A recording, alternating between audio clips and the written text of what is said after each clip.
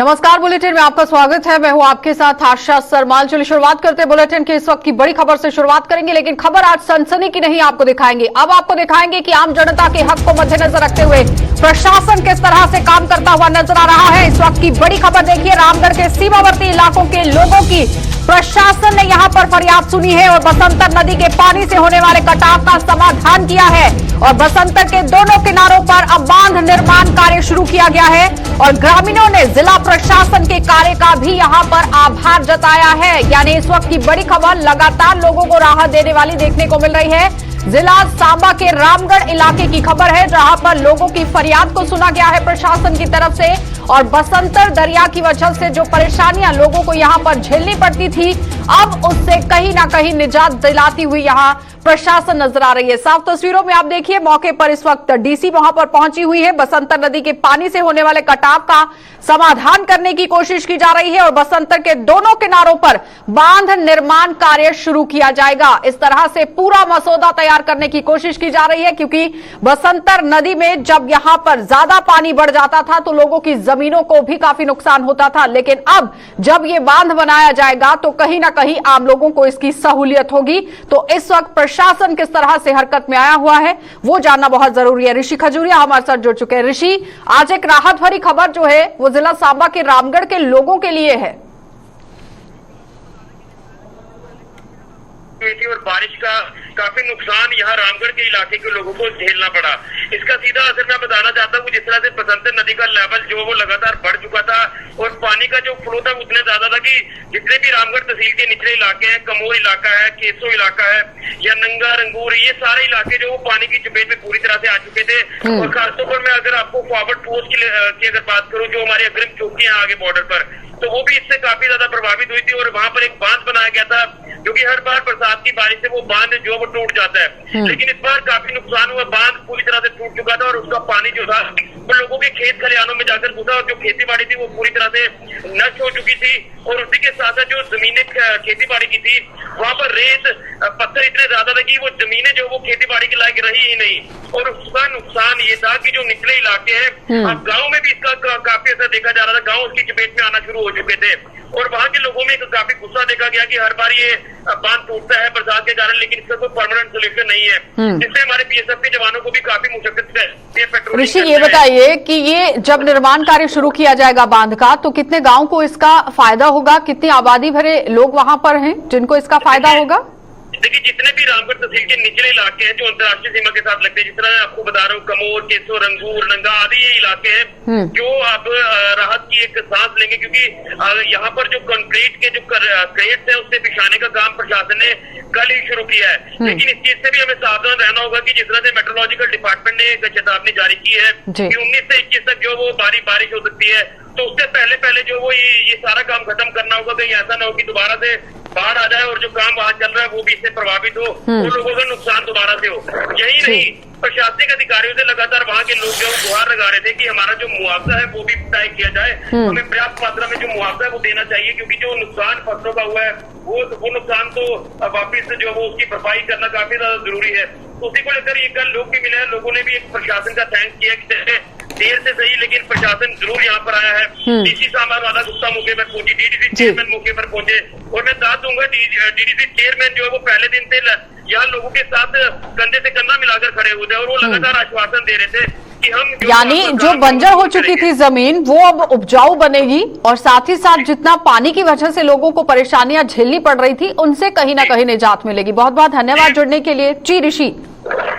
जी, मैं वही आपको बता रहा हूँ कि जिस तरह से बीएसएफ को लेकर बात करें तो बीएसएफ की जो वहाँ पर पोस्ट है, मैं जिक्र कर रहा हूँ, अंतर्राष्ट्रीय सीमा का इलाका जो तारबंदी है वो हर बार बाढ़ की वजह से बह जाती है। तो उसमें क्या होता है कि जब इस तरह का कोई नुकसान होता है तो पाकिस्तान भी इसके ऊपर जो वो नजर रखता है। पाकिस्तान यहाँ से में भी हो सकता है कि इंफिल्ट्रेशन करवा सकता है कि अगर तारबंदी यहाँ से बह चुकी है, बाढ़ जो वो यहाँ से बह चुकी है, तो कहीं ना कहीं इसका पुख्ता इंतजाम करना होगा प्रशासन को, ताकि यहाँ पर यानी इसीलिए मसौदा पूरा जुटाने की कोशिश की जा रही है। बहुत बहुत धन्यवाद ऋषि जुड़ने के लिए। तो फिलहाल आपने देखा कि ऋषि खजूरिया हमारे संवाददाता जिला सांबा से हमारे साथ साथ जुड़े हुए थे, जो बता रहे हैं कि रामगढ़ के लोगों को अब काफी तरीके से निजात यहां पर मिलने वाली है, काफी सहूलियतें उन्हें मिलेंगी। और साथ ही जो हमारे जवान लगातार यहां पर काम करते थे, उनकी फेंसिंग यहां पर है, वो भी बह जाती थी पानी की वजह से। लेकिन अगर यहां बांध बनाया जाता है तो उसका फायदा हमारी सेना को भी होगा। लेकिन यहां अब ये देखिए कि जिस तरह से जमीन पानी की वजह से बंजर हो चुकी थी, वो कहीं ना कहीं उपजाऊ होगी और किसानों को भी इसका फायदा मिलेगा। आगे बढ़ जाएंगे, जिला राजौरी आपको लिए चलते हैं। पुंछ और राजौरी से भी बड़ी खबर जो है वो देखने को मिल रही है, क्योंकि मुगल रोड को 24 घंटे यातायात के लिए खोलने की मांग उठ रही है और जिला पुंछ और राजौरी के लोगों ने सरकार से अब गुहार लगाई है और लोगों ने मुगल रोड पर एसआरटीसी की बसें चलाने की मांग की है। इससे पहले आपने देखा कि सिर्फ और सिर्फ यहां पर लोड कैरियर्स को और मेडिकल फैसिलिटीज को ही यहां पर खोला गया था, इमरजेंसी सर्विसेज को खोला गया था। लेकिन उसके बाद आम लोगों की डिमांड जो है वो सामने आई थी कि मुगल रोड को यातायात के लिए खोला जाए, लेकिन ये सीमित समय के लिए खोला गया था। अब फिर से यहां पर जिला राजौरी और पुंछ के लोगों की एक और मांग सामने आ गई है, जहां पर मुगल रोड को 24 घंटे यातायात के लिए खोलने की मांग वो रखते हुए नजर आ रहे हैं। जिला पुंछ और राजौरी के लोगों ने अब सरकार से यहां पर गुहार लगाई है, एलजी प्रशासन से गुहार लगाई है कि मुगल रोड को यातायात के लिए 24 घंटे यहां पर खोल दिया जाए। और सबसे अहम बात कि एसआरटीसी की बसें जो हैं वो मुगल रोड पर चलाई जाएं, जिससे इन लोगों को आने जाने में दिक्कतों का सामना ना करना पड़े। क्योंकि पीर की गली की अगर बात करें तो आखिरकार वहां पर हर दिन बारिश का सिलसिला जारी रहता है और काफी तरीके से साफ तस्वीरों में भी आप देखिए इसी तरह का माहौल जो है वो यहां पर रहता है, मुगल रोड पर रहता है, लोगों की आवाजाही रहती है। लेकिन कहीं ना कहीं जिस तरह से पूरे सूरत हाल बनते हुए नजर आ रहे हैं, इस पर गौर फरमाना बहुत जरूरी है। लेकिन वहां पर क्या कुछ कहना है लोगों का, जरा सबसे पहले वो सुन लीजिए, उसके बाद जमशेद के पास चलेंगे। इस मुगल शाहरा के बारे में मैं ये ज़रूर कहूँगा यूटी सरकार को और जनाब गवर्नर साहब को भी मैं इल्जाह करूँगा कि ये सड़क है, ये रोड जो है ये 24 आवर जो है ये जारी रहे। इससे पूरी स्टेट को नहीं बल्कि पूरे हिंदुस्तान हमारी कंट्री को फ़ायदा है। रोड पे जो है हमारी जो पहली गवर्नमेंट ने यहाँ आरटीसी बसें गवर्नमेंट बसें लगाई थी, तो यहाँ जो पैसेंजर लोग हैं चंडीगढ़ में, पुशाना, पीरगली, दुबजन में, हीरपुरा में, तो आरटीसी यहाँ बसें चलाई जाएं, पूरी तरह जो है लोग एंजॉय कर सकें यहाँ पिकनिक के लिए। ये धुंध है, थोड़ी थोड़ी बारिश है, इस वक्त आपको पूरी तरह जो है ये पीर मर्ग का मंजर दिखाई नहीं पा रहा है। तो मैं सामने हूँ पीर गली में, तो लोगों को आने जाने में बहुत बड़ी दिक्कत होती है। हर बार हम देख तो साफ तस्वीरों में आप देखिए पीर की गली की तस्वीरें आपको दिखाई जा रही हैं, जहां पर हर दिन इसी तरह से नजारा रहता है और बाहर से टूरिस्ट भी यहां पर पहुंचते हैं इसका पूरी तरह से लाभ उठाने के लिए, लुत्फ उठाने के लिए। तो इसीलिए आम लोग यहां पर डिमांड रख रहे हैं, मांग उठा रहे हैं कि एसआरटीसी की बसें यहां पर चलाई जाए। लेकिन पूरे सूरत हाल क्या है, जमीनी हकीकत क्या है, हमारे संवाददाता जमशेद मलिक हमारे साथ जुड़ चुके हैं। जमशेद, जिस तरह से पहले यहां पर इमरजेंसी सर्विसेज के लिए इस रास्ते को खोला गया, उसके बाद मांग सामने आई थी कि इस रास्ते को पूरी तरह से बहाल किया जाए, आवाजाही की इजाजत दी जाए। लेकिन सीमित समय के लिए वो आवाजाही की इजाजत दी गई।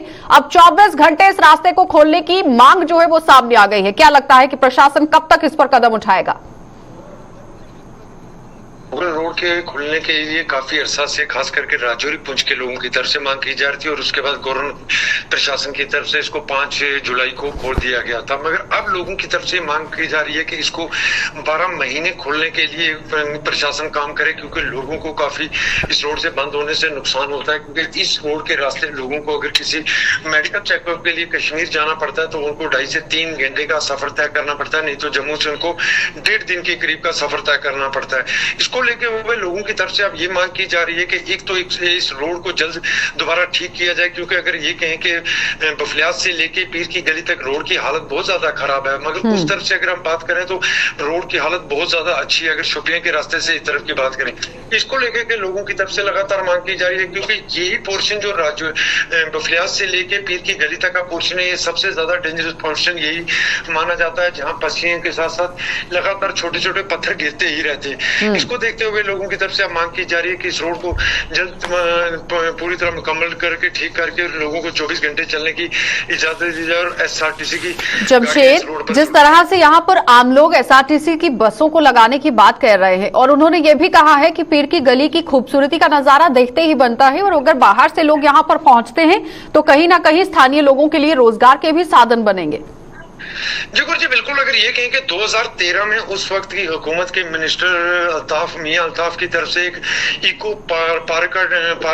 इको टूरिज्म पार्क का एक संग बुनियाद रखा गया था, जिसके लिए कुछ थोड़ा सा काम भी किया गया, क्योंकि ये बहुत खूबसूरत इलाका है पहाड़ी के ऊपर जाके, जिसके लिए प्रशासन की तरफ से उस वक्त काम भी किया गया। क्योंकि हालांकि ये शोपियां डिस्ट्रिक्ट में पड़ता है, पीर की गली पहाड़ के हिसाब से, मगर थोड़ा सा काम करने के बाद इसको वहीं छोड़ दिया गया। आज पीर की गली में गंदगी बहुत ज्यादा है, ना कोई बैठने के लोगों का इंतजाम है, क्योंकि एक ऐसा इलाका है जहां कभी किसी वक्त भी बारिश का सिलसिला शुरू हो जाता है। जो लोग सैर तफरीह के लिए गए होते हैं, इनको बैठने की जगह नहीं मिलती अगर बारिश हो जाती है। इसलिए लोगों की तरफ से ये मांग भी की जा रही है कि यहाँ कुछ हट बनाए जाए लोगों के। यानी पर्यटन विभाग को यहाँ पर काम करना बहुत जरूरी था। अगर पर्यटन विभाग की तरफ से काम किया गया होता तो जाहिर तरीके से तस्वीरें कुछ और होती।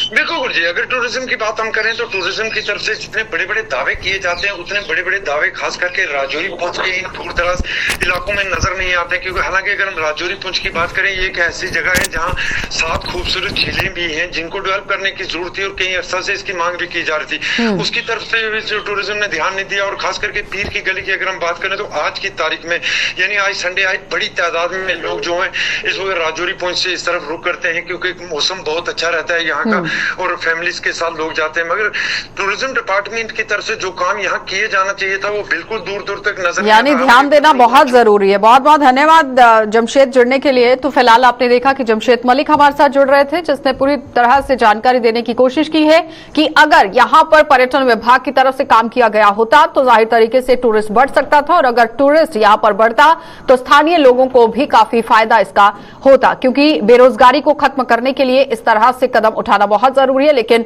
यहां मुगल रोड को अगर खोलने की बात कही जा रही है तो आम लोगों की तरफ से मांग रखी गई है। अब देखना यह होगा कि एलजी प्रशासन इस पर कब तक मुहर लगाता है। आगे बढ़ जाएंगे, जिला श्रीनगर अब आपको लिए चलते हैं, क्योंकि श्रीनगर से भी एक और बड़ी खबर देखने को मिल रही है, जहां पर बहुत ही जल्दी पानी की समस्या देखने को मिल सकती है।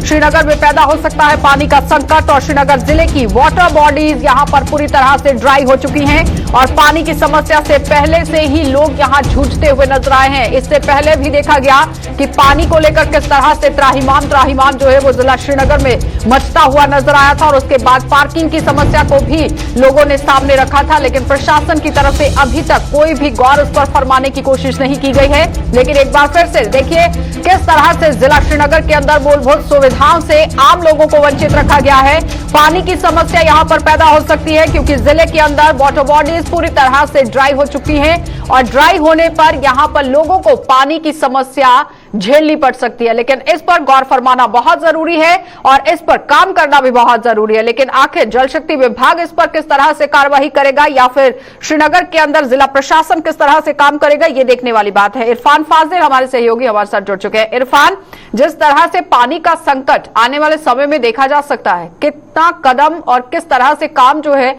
वो किया जा रहा है? देखिए, अगर बात करें इस वक्त मौसम को लेकर तो वादी कश्मीर में अच्छी खासी गर्मी है। खासतौर पर शहर श्रीनगर में भी लोग मसरूफ है बाजारों में, क्योंकि ईद की चहल पहल है। मगर इसके बावजूद देखा जाए तो मेट्रोलॉजिकल डिपार्टमेंट ने पहले से ही पेशन गोई की है कि अरबियन सी से एक वेस्टर्न डिस्टर्बेंस नॉर्थ इंडिया की तरफ हिट होगा, जिसका असर जम्मू कश्मीर, लेह लद्दाख, पीर पंजाल की पहाड़ियों पर दिखाई देगा। 19 तारीख से लेकर 21 तारीख तक जो है इसका असर खासा जमीनी स्तर पर देखा जा सकता है, जिसकी वजह से नदी नाली या कह सकते हैं कि जो शहर है बारिशों के साथ साथ इसमें मुलवस हो सकता है। यानी कह सकते हैं कि ओवरऑल अगर देखा जाए शहर के बीचों बीच अगर बात करें जहलिम का जो पानी हो, या साथ ही साथ दाएं बाएं जितने भी ड्रेनेज सिस्टम्स है या वाटर बॉडीज है, उसमें इस वक्त प्रशासन को बहुत अच्छे इकदाम उठाने की जरूरत है। क्योंकि एक साइड से ईद आने जा रही है और दूसरी साइड से अब ये फ्लैश फ्लड्स की बात चल रही है, और फ्लैश फ्लड्स के साथ साथ हेवी रेनफॉल, जिसका असर खासा 19 तारीख से लेकर 21 तारीख तक होगा। और जम्मू के बारे में भी ये बताया जा रहा है कि 21 तारीख जम्मू भी बारिशें खूब होगी। मगर प्रशासन, जिला प्रशासन को पहले से ही मेट्रोलॉजिकल डिपार्टमेंट ने अवेयर किया है।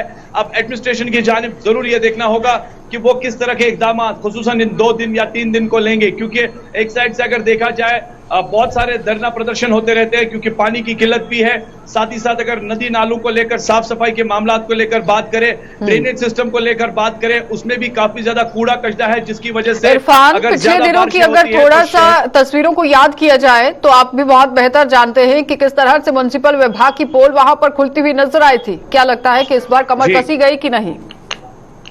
देखिए, अगर मैं शहर श्रीनगर की बात करूं तो लाल चौक का इलाका जो है थोड़ी सी बारिश हो जाती है तो पूरा लाल चौक का इलाका जो है वो डूब जाता है, तो पोल जो है वो खुल जाती है और नताइज जो है, जो स्क्रीन पे जो तस्वीरें हैं वो सामने नजर आ जाती है। उसके बाद मैन एंड मशीनरी और प्रशासन को ख्याल में ये बात जरूर आती है कि वो आगे ग्राउंड पर आके काम करे, मगर इस वक्त गवर्नमेंट के एंड से जिस तरीके से इकदाम उठाने की जरूरत है, क्योंकि ओवरऑल जिस तरीके से ईद उल अजहा के मुकद्दस मौके पर कुर्बानी के मामला जो होंगे या देखा जाए तो गांव देहात जितने भी हैं वहां पर लोग काफी ज्यादा बिजी रहते हैं। अगर बारिशें ज्यादा होती हैं या अगर नदी नालों में पानी जमा हो जाता है तो कह सकते हैं ये आफत जो होगी खास तौर पर साफ तौर पर दिखाई देगी, जिसमें प्रशासन को लेकर कई सारे सवाल खड़े हो जाएंगे। देखिए, नेचुरल यहाँ पर ये डिजास्टर होगा और प्रकृति के साथ तो लड़ा नहीं जा सकता है, इसमें कोई दो राह नहीं है इरफान, लेकिन इस पर काम किया जा सकता है, इससे बचाव किया जा सकता है। बचाव को लेकर क्या कुछ कदम उठाए गए?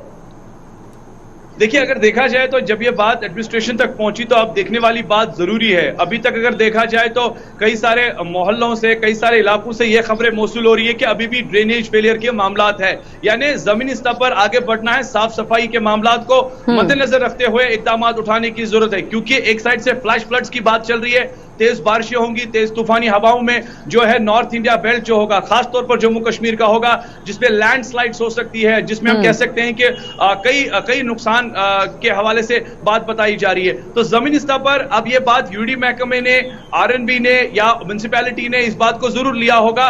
अब देखने वाली बात होगी कि जिला प्रशासन और इस तरह की मेहनत मशीनरी किस तरह से काम करेगा। इरफान, बनाए रखेंगे आपको अपने साथ अगली खबर के लिए। तो फिलहाल आपको बताते चले कि इरफान फाजिल हमारे साथ जुड़े हुए हैं, जो बता रहे हैं कि पानी की समस्या किस तरह से यहां पर झेलनी पड़ सकती है आने वाले समय में, लेकिन प्रशासन को काम करने की काफी तरीके से जरूरत है। एक और बड़ी खबर की ओर आपको ले चलते हैं, क्योंकि मौसम के हवाले से बड़ी खबर जो है वो देखने को मिल रही है, जहां पर जम्मू कश्मीर में कल मौसम का मिजाज बिगड़ेगा और तेज हवाओं और भारी बारिश होने की आशंका है।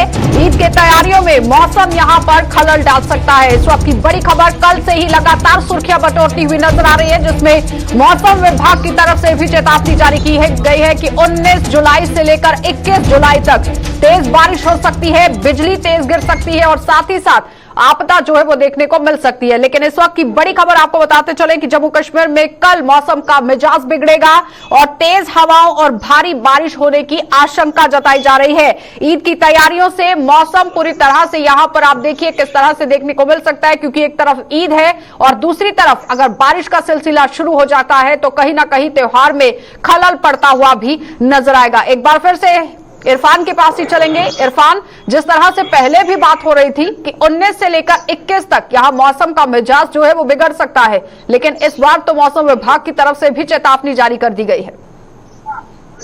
देखिए, मौसम को लेकर बात करें तो कल ही हमने मेट्रोलॉजिकल डिपार्टमेंट के जो डायरेक्टर है सोनम लोटस, उनसे बात की थी जबकि वो सोनमर्ग में थे और हमने उनसे राब्ता करने की कोशिश की। उसके बाद हम भी प्लान कर रहे थे कि उनसे साउंड बाइट या वीडियो बाइट करके एटलीस्ट चैनल पर चलाए कि किस तरीके का जो मौसम विभाग अगले 24 घंटे या 48 घंटे तक रहेगा। और उनका मानना साफ तौर पर यह है कि जिस तरीके से अफवाहों का बाजार गर्म है, फ्लड्स को लेकर, ये फ्लड्स नहीं है बल्कि फ्लैश फ्लड्स है। यानी कह सकते हैं कि कहीं ना कहीं अगर बात करें जितने भी खेत खलियान है, बाग बगीचे है, हो सकता है कि वहां पानी जो है जमा हो जाए, मगर फ्लड्स की कोई भी ऐसी आशंका नहीं है, कोई भी ऐसी सिचुएशन नहीं है जिससे पैनिक होने की जरूरत है। नंबर 1। दूसरी बात यह है कि बारिशें 19 तारीख से 21 तारीख तक होंगी, मगर 20 तारीख तक उसका असर खासा कश्मीर में दिखाई देगा और 21 तारीख को जम्मू में तेज हवाओं के साथ साथ तूफानी हवाओं के साथ साथ तेज बारिशों के काफी ज्यादा इम्कानात है।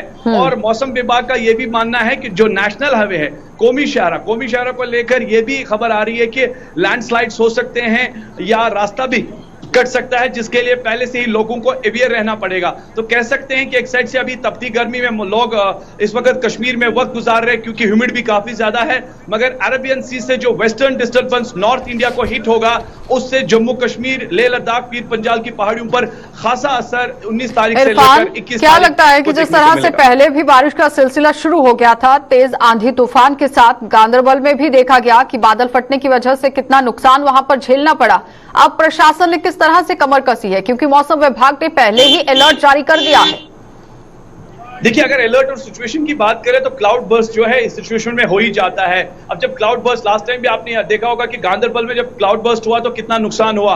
इस टाइम भी अगर तेज हवाओं के साथ साथ गस्टी विंड से काफी ज्यादा ये इंपैक्ट जो रहेगा, अब प्रशासन को पहले से ही कमर कसनी पड़ेगी और पहले से ही तैयार रहना पड़ेगा, क्योंकि 19 से 21 तारीख तक अगर क्लाउड बर्स्ट कहीं जगह पर होता है या तेज हवाओं के साथ साथ नुकसान जैसे छत उड़ जाते हैं या कह सकते हैं कि मैक्सिमम बागात के जो नुकसान हुए हैं, अब जिला प्रशासन किस तरह के इकदाम उठाएगी वो आने वाला वक्त बताएगा, मगर यहां पर कमर कसने की जरूरत है। चलिए, बहुत बहुत धन्यवाद इरफान जुड़ने के लिए। तो फिलहाल आपने देखा कि इरफान फाजिल हमारे साथ जुड़े हुए थे, जो बता रहे हैं कि किस तरह से मौसम विभाग की तरफ से चेतावनी जारी कर दी गई है कि पहाड़ी इलाकों में किस तरह से बारिश का सिलसिला शुरू हो सकता है और जम्मू में भी बारिश का सिलसिला शुरू हो सकता है। लेकिन लगातार यहां पर प्रशासन भी काम करता हुआ नजर आएगा और साथ ही साथ पिछले दिनों भी आपने देखा कि किस तरह से गांधरबल के अंदर यहां पर बादल फटने की वजह से काफी परेशानियां लोगों को झेलनी पड़ी थी। आगे बढ़ जाएंगे। तेल की बढ़ती कीमतों को लेकर यहां आम जनता भी परेशान है, वहीं ट्रांसपोर्टर्स भी परेशान है और Jammu railway mini bus union के प्रेसिडेंट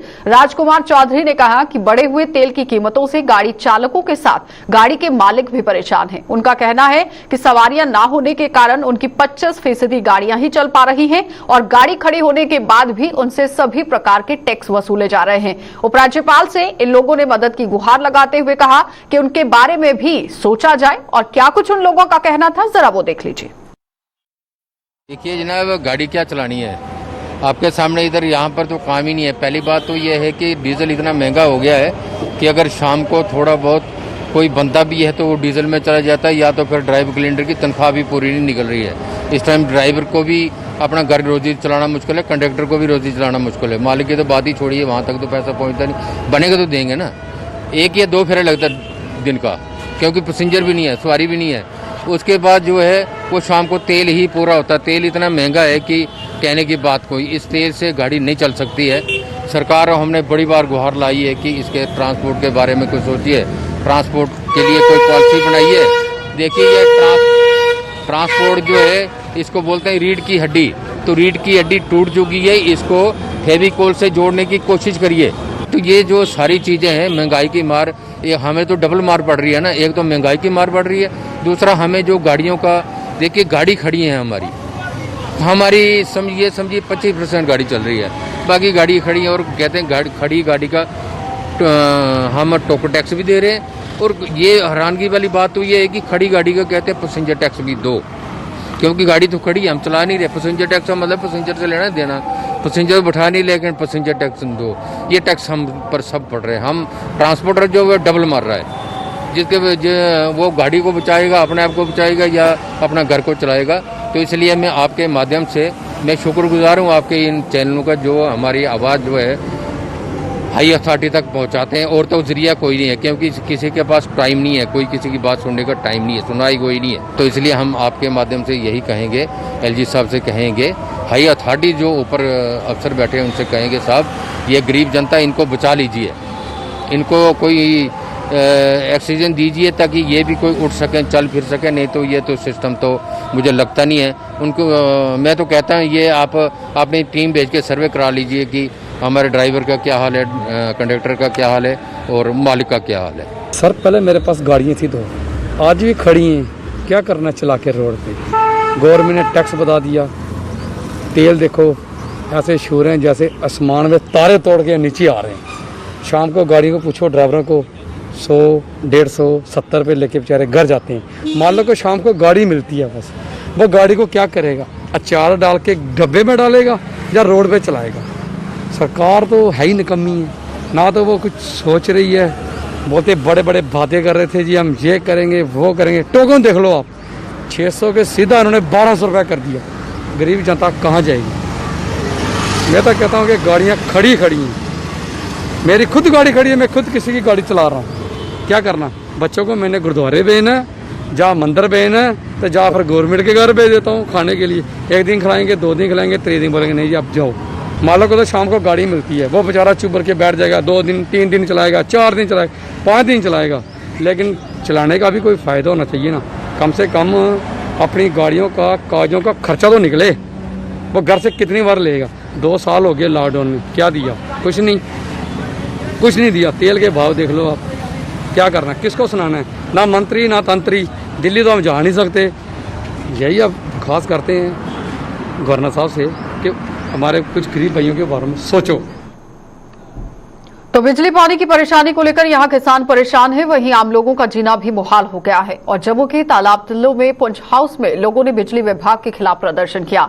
रोड बंद कर प्रदर्शन कर रहे इन लोगों ने कहा कि रोज यहां ट्रांसफार्मर की खराब हो जाने से उन्हें परेशानी हो रही है और अगर जल्द उनकी समस्या का हल नहीं किया गया तो उनका प्रदर्शन इसी तरह से जारी रहेगा, जिसकी जिम्मेदार संबंधित प्रशासन और यहां पर सरकार होगी। और आपको बताते चले, लगातार केंद्र शासित प्रदेश के अंदर एलजी प्रशासन है और इसी पर आज ये लोग निशाना साधते हुए नजर आए। मेरा नाम वेदराज है। ये रात भर से सब परेशान है। ये 2 दिन बाद ट्रांसफार्मर उठ जाता है। इन लोगों ने क्या किया, जो पहले जो 400 वाट वाला था ना, उसको पैसे दे के ना चेंज करवाया इन्होंने। उधर 200 वाला ऑर्डर कर दिया, इधर 400 वाला इन्होंने अपने एरिया में कर दिया। इधर सब ये 2 नंबर का काम करते हैं तरह से। कितनी सारी परेशानी बढ़ रही है, परेशानी है ये और क्या, रात भर परेशान होता है। 2 दिन दफा उठ जाता है ट्रांसफार्मर, हर 2 दिन बाद उठ जाता है ट्रांसफार्मर। छोटे छोटे बच्चे लेके कहाँ जाएंगे, फ्यूज लगाने नहीं आते, फ्यूज लगाने नहीं आते हैं। सब मिली से करते हैं ये लोग। अगर ऐसा नहीं हुआ तो क्या प्रदर्शन करेंगे आगे? आगे भी चलता रहेगा, ये चलता रहेगा, अब कंटिन्यू चलेगा। अब जब तक ये हमारा ट्रांसफार्मर वापस नहीं लाएंगे ना 400 वाट का, ये चलता रहेगा हमारा। बत्ती रोज रोज बंद होंदी है ते 3 ट्रांसफार्मर हफ्ते दे 1.5 हफ्ते दे सड़ी गए ने। ਇਹਦੇ ਵਿੱਚ ਹੁਣ ਆਹੇ ਬਰਦਾਸ਼ਤ ਨਹੀਂ ਕਰ ਸਕਦੇ।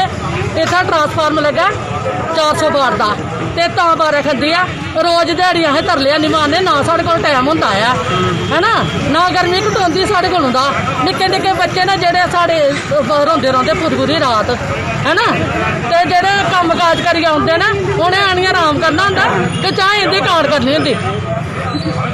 ਇਹ ਮਤਲਬ ਦੇਖਣਾ ਸੁਣਨਾ ਚਾਹੀਦਾ। ਸਾਰੇ ਦੇ ਟਰਾਂਸਫਾਰਮਰ ਕੀ ਨਹੀਂ ਸੜਦੇ, ਸਾਡਾ ਕੀ ਸੜੀ ਜਾਂਦਾ, ਸਾਡਾ ਵੀ ਤਾਂ ਰਹਿਣਾ ਚਾਹੀਦਾ। ਨਹੀਂ ਗਲਾ ਮੰਨਣੇ 8 ਮਹੀਨੇ ਤੇ 2 महीने से सड़ी गया तो गल वक्री है। चलिए, बुलेटिन में फिलहाल इतना ही। देश और दुनिया की खबरों के लिए आप बने रहिए गुलिस्तान न्यूज के साथ।